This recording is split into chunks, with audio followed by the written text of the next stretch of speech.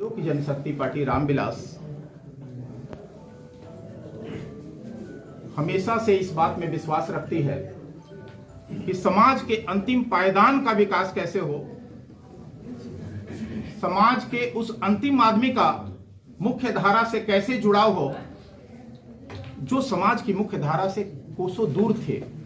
इन्हीं परिकल्पना के साथ इस पार्टी की स्थापना हुई थी। हमारे पार्टी के संस्थापक पद्मभूषण स्वर्गीय रामविलास पासवान जी का एक स्वप्न था। उस स्वप्न के साथ इस पार्टी ने अब तक का ये रास्ता तय किया है। आज पिछले 28 अक्टूबर को बिहार के माननीय मुख्यमंत्री नीतीश कुमार जी ने जो एक रेखा खींचा, एनडीए मतलब 5 उंगली, ये उंगली अब अलग अलग नहीं रहेगा, ये सारी उंगलियां अब बंद होंगी और एक मुट्ठी बनेगा। मुट्ठी किसके खिलाफ बनेगा वह सबको ही जानता है। और यही घबराहट में तरह तरह के उल्टे सीधे बयान दिए जा रहे हैं। बिहार के कई नए चेहरे, नवोदित चेहरे जो राजनीति में पार्ट टाइम पॉलिटिशियन के रूप में जाने जाते हैं, बहुत हैरत होती है कि कुछ अभद्र शब्दों का भी वो प्रयोग करने से बाज नहीं आ रहे हैं। ये दुर्भाग्य है। हम सम्मान नहीं दे के सम्मान पा सकते हैं क्या? ये एक बड़ा यक्ष प्रश्न है। आज एक दल ने सारी हदें पार करते हुए विश्व के एक सबसे बड़ी पार्टी और हमें एनडीए के घटक दल के साथ जो बर्ताव किया है वह बेहद शर्मनाक है। मैं लोक जनशक्ति पार्टी रामविलास की ओर से और आज एनडीए की इस बैठक में इस कड़े शब्दों का प्रतिकार करता हूं, कड़ी प्रतिक्रिया जाहिर करता हूं और चेतावनी देता हूं कि तेजस्वी जी, आप अपनी योग्यता और शिक्षा का इस तरह से प्रमाण मत प्रस्तुत करें कि पूरा देश में बिहार का नाम शर्मसार हो और बिहार का जो गौरवशाली इतिहास था, जो स्वर्णिम इतिहास था, वो कहीं ना कहीं धूमिल हो।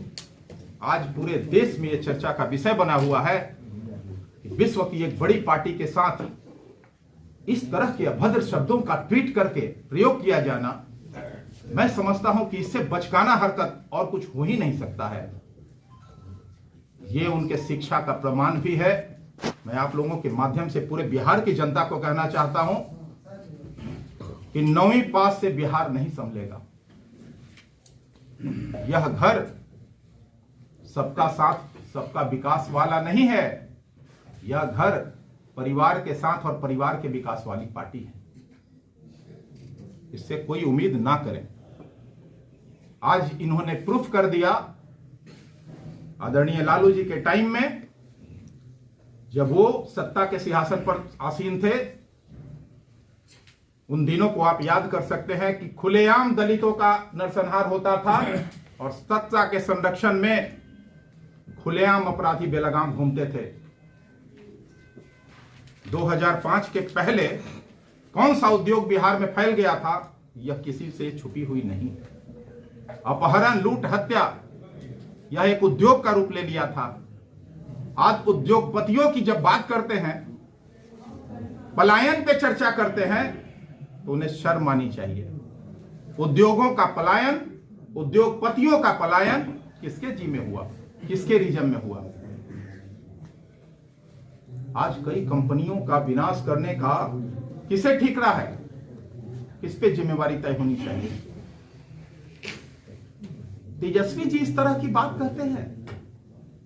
तेजस्वी जी गाली बकते हैं सार्वजनिक तौर पर। राजनीति में इन सब चीजों का कोई महत्व है क्या, या इसके लिए जगह है? बिहार की जनता ये सारी चीजें देख रही है।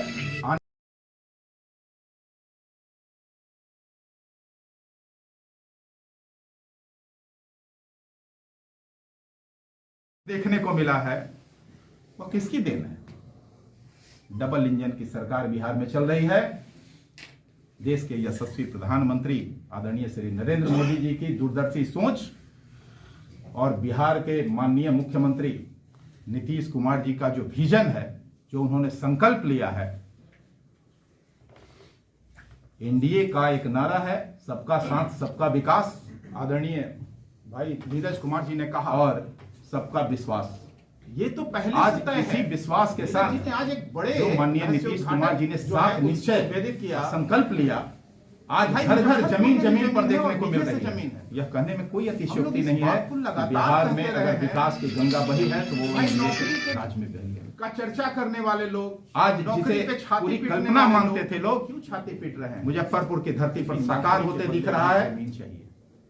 मुझे याद है इस बात का मुजफ्फरपुर आने के लिए 7-7 8-8 घंटे लगते थे। तेजस्वी जी आज बिहार के कोने कोने से आने के लिए 5 घंटों का समय तय किया है माननीय मुख्यमंत्री की सोच ने। क्या होगा आपके साथ? इसलिए अब वो दिन नहीं दूर है, बिहार तो माननीय मुख्यमंत्री जी ने 2005 के एनडीए के बैठक में 28 अक्टूबर को जो 2025 में 225 का लक्ष्य उन्होंने रखा है, मैं समझता हूं कि तमाम हमारे कार्यकर्ता प्रदेश से लेकर बूथ स्तर तक के एक पूरी चट्टानी एकता और एकजुटता के साथ इस बार 2025 के चुनाव में जाएंगे और 225 का जो लक्ष्य है वो बहुत आसानी से हम लोग पूरा कर पाएंगे।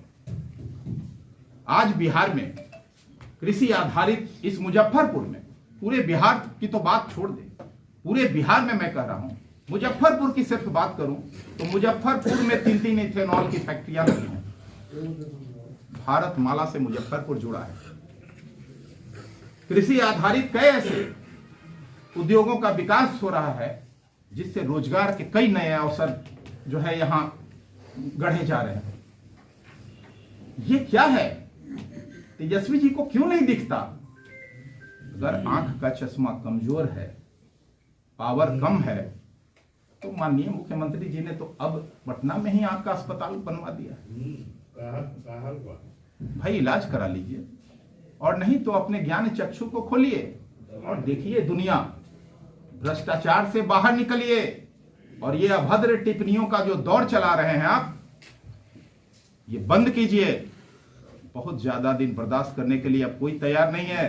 बिहार की जनता इन सब नाटकों से पूरी तरह अवगत हो गई है। और जो छात्रों की बात आप करते हैं, जो रोजगार की बात करते हैं, क्यों करते हैं, इसका तो उद्भेदन रोज हो रहा है, रोज इसका प्रमाण पत्र मिल रहा है। अरे भाई, रोजगार की चर्चा इसलिए ना करते हैं कि आपको जमीन चाहिए, तो जमीन तो आप पहले ही ले चुके हैं सब जिलों में। भाई कितनी जमीन चाहिए, कब भरेगा आपका पेट? तेजस्वी जी, आपको बोलना चाहिए, क्यों नहीं जवाब देते हैं? हम एनडीए के तमाम प्रवक्ताओं की ओर से आपसे सलाह है कि अब बंद कीजिए ये छाती पीटना और रोना। आपको यकीन दिलाते हैं कि 2025 में कुछ मिलने वाला नहीं है। 243 सीटों पर कड़ा मुकाबला होगा। 225 का तो हमने लक्ष्य ही रखा है। बिहार की जनता तो 243 के लिए तैयार है। तेजस्वी जी, यही कारण है कि बिहार की जनता ने आपको सत्ता से राजनीतिक वनवास पर भेज दिया है, और अब मैं नहीं समझता कि फिर आप वापसी करेंगे। अब एनडीए पूरी एकजुटता के साथ बिहार में डबल इंजन की सरकार चलाएगी, और 2025 में जो सरकार बनाएगी उसके पहले कई ऐसे आयाम गढ़े जाएंगे, कई ऐसे विकास योजनाओं का अभी माननीय मुख्यमंत्री जी हमारे दौरे पे हैं, और लगातार 451 करोड़ का जो है यहाँ मुजफ्फरपुर, सिर्फ मुजफ्फरपुर में उन्होंने उद्घाटन किया है। ये जमीनी काम है। क्या इससे पहले आपने कभी किया था? पार्ट टाइम पॉलिटिशियन है आप, प्रवासी पक्षी हैं आप। जब बिहार में बाढ़ आता है तो आप अमेरिका सैर करने जाते हैं। कभी इसका भी जवाब देंगे आप कि बिहार की जनता जब डूबती रहती है तो आप अमेरिका में पिकनिक मनाते रहते हैं, क्रिसमस मनाने जाते हैं। तेजस्वी जी, इन सब चीजों पे पाबंदी बनाइए। अब ये सब नाटक चलने वाला नहीं है। खाद्य प्रसंस्करण उद्योग के माननीय मंत्री और हमारे पार्टी के राष्ट्रीय अध्यक्ष चिराग पासवान जी जब खाद्य प्रसंस्करण उद्योग में आए तो बिहार के विकास के लिए उन्होंने भी अभी इन्वेस्टर मीट किया है पटना में। आपने देखा होगा कि 11 कंपनियों ने उनके साथ एमओयू साइन किया है।